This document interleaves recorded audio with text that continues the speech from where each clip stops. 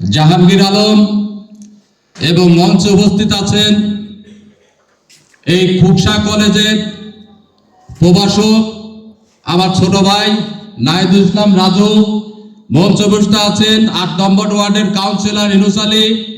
মঞ্চে উপস্থিত আছেন ৭, ৮, ৯ ওয়ার্ডের কাউন্সিলর মোসাম্মদ ডালিয়া খাতুন।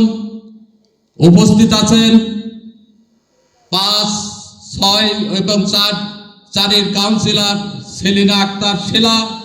মঞ্চে উপস্থিত আছেন ১, ২, ৩ মহিলা কাউন্সিলর আমাদের ফরিদা আপা এবং আমার সামনে উপবিষ্ট বিভিন্ন রাজনৈতিক দলের নেতৃবৃন্দ।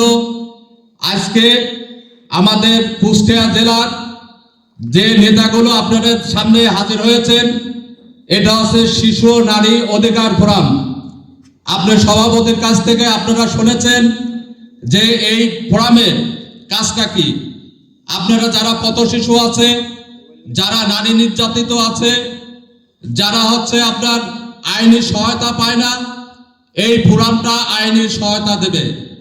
তাই আমি আমার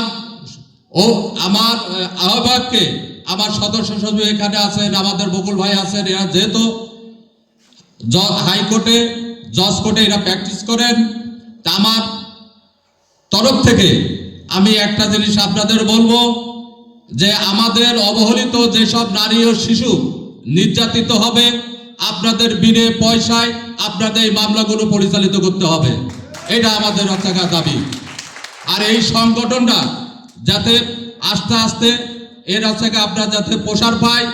আমাদের এখানে রাজনৈতিক, আমরা যাদের সাথে রাজনীতি করি, আমার রাজনীতি গুরু জনাব আলাউদ্দিন খান আছেন। আমরা আশা করি সে সামনে খুকসা থানার আমাদের খুকসা থানার বিএনপির একজন অভিভাবক হতে যাচ্ছে, এটা আমরা আশা করি। আমরা তাদেরও সহযোগিতা নেব, সেও একজন অ্যাডভোকেট, আমরা তার কাছ থেকে পরামর্শ নেব। আজকের এই অনুষ্ঠানে আপনারা যারা এসে এই অনুষ্ঠানকে সম্মানিত করেছেন, আমি আপনাদেরকে ধন্যবাদ জানিয়ে আমার এই আলোচনা শেষ করছি। আল্লাহ হাফেজ।